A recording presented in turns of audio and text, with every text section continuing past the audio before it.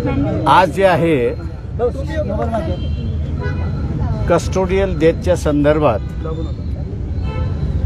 मॅजिस्ट्रेटने inquiry करावी एवढं एकच प्रावधान आहे. पण मॅजिस्ट्रेटच्या इन्क्वायरीनंतर कोणी निर्णय घ्यायचा, कसा निर्णय घ्यायचा, त्याची पुढची इन्क्वायरी कशी करायची, या संदर्भात कायदा अपुरा आहे. आणि म्हणून आम्ही असं कोर्टाला असं म्हटलं की याच्यामध्ये सोमनाथ सूर्यवंशी हे कोर्टाच्या कस्टडीमध्ये असताना त्यांचा मृत्यू झालेला आहे. तेव्हा पुढची कारवाई जोपर्यंत असेंब्ली करत नाही किंवा पार्लमेंट करत नाही तोपर्यंत कोर्टाने नियमावली तयार करून त्याची पुढची कारवाई कशी झाली पाहिजे याची गाईडलाईन्स ले डाऊन करावं. त्या संदर्भात असं कोर्टाने मान्य केलं आणि 29ला हिअरिंगला ठेवलेलं आहे. शासनाला त्यांनी नोटीस काढलेली आहे का तिथे आम्ही असं SITची सुद्धा मागणी करतो आहोत की SIT नेमण्यात यावी. पण ही SIT सरकार नेमणार नाही तर कोर्ट नेमेल आणि ती कोर्टाच्या अंडर राहील असं आम्ही प्रेयर त्या ठिकाणी केलेलं आहे. आता कोर्ट ग्रांट करतं का ते बघणं महत्त्वाचं. कन्सिडर केले असं कोर्टानं म्हटलं ना की तुमची याची कन्सिडर ते आमची कन्सिडर म्हणजे ती नोटीस काढली म्हणजे त्यांनी कन्सिडर केलं हे होतंच. बदलापूर प्रकरणाशी तुम्ही संबंध जुळवण्यात सांगितलेलं आहे. नेमकं दोन्ही सिमिलर कशा आहेत? ते बदलापूरमधली सुद्धा कस्टोडियल डेथ आहे. पण बदलापूरच्या ह्याच्यामध्ये असणारं एमिनिस क्युरिया म्हणजे त्या आई वडिलांनी ती पिटिशन विड्रॉ केलेली आहे. कोर्टाने माणूस उभा केलेला आहे आणि त्यांच्यामार्फत कोर्ट चालवतोय. त्याच्यामुळे तिथे काही कमतरता आहे.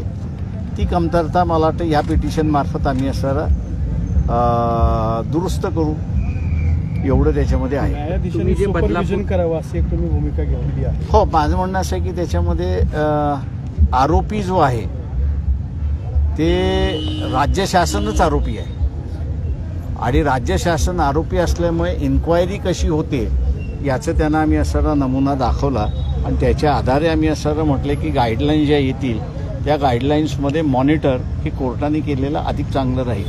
तर कोर्ट म्हटलं की आपण पुढच्या वेळेस ते कन्सिडर करू. तुम्ही प्रतिवादी कुणाकुणाला केलं यामध्ये?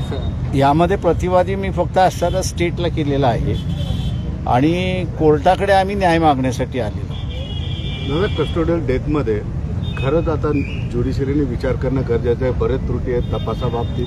ते 4 वर्षामध्ये महाराष्ट्रामध्ये 876 केसेस झालेले आहेत. पण त्याच्यापैकी कन्व्हिक्शन फारच कमी झालेलं आहे. याचं कारण की पुढे काय करायचं हीच नाही आहे. तो कायदा आम्ही सेटल करून घेऊ असं आम्हाला वाटतंय. तुम्ही प्रतिवादीच या ठिकाणी आरोपी आहे असं कोर्टासमोर? हो, कोर्टासमोर मी पुढच्या वेळेसही मांडणार आहे. किंवा प्रतिवादी म्हणण्यापेक्षा सरकारच आरोपी आहे किंवा सरकारकडून अपेक्षा कोर्टाने धरणं किंवा पिटिशनरने धरणं योग्य नाही. तर याला असणारं एक मस्टरी असणारं गरजेचं आहे की जे आम्ही पुढच्या वेळेस कोर्टासमोर ती मांडू. तुम्ही मुख्यमंत्र्यांना किंवा राज्य सरकारला पत्र लिहिलं आहे त्या संदर्भात, कस्टडियल डेथ संदर्भात?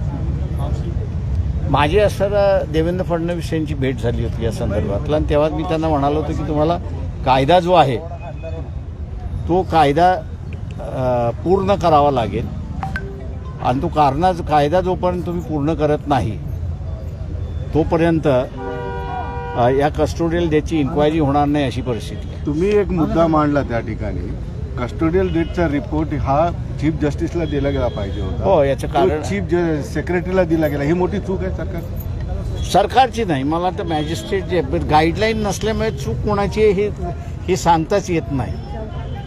त्याच्यामुळे असणारा मॅजिस्ट्रेटने असणारा जे आहे तो रिपोर्ट जो आहे तो रिपोर्ट त्यांनी चीफ सेक्रेटरीकडे पाठवला. तो चीफ जस्टिसकडे जायला पाहिजे. तो हायकोर्टाच्या चीफ जस्टिसकडे गेला पाहिजे किंवा सुप्रीम कोर्टाच्या चीफ जस्टिसकडे गेला पाहिजे. म्हणजे त्याला डायरेक्शन्स येतील. मग हे डायरेक्शन तुमच्या केसमध्ये रेज होते. आता आमचा रेस फायनल होईल त्याच्यावरती सगळं. या सगळ्या चालेल, थँक्यू. सीआयडीनं मध्यंतरी या प्रकरणामध्ये चौकशी केली होती. त्याला आरोपी करणार आहे मी. पुढच्या वेळेस त्याला आरोपी म्हणून आणणार आहे CID. सीआयडीला. चलो, थँक्यू. लोकशाही मराठी ऐका, पहा, जागरूक रहा.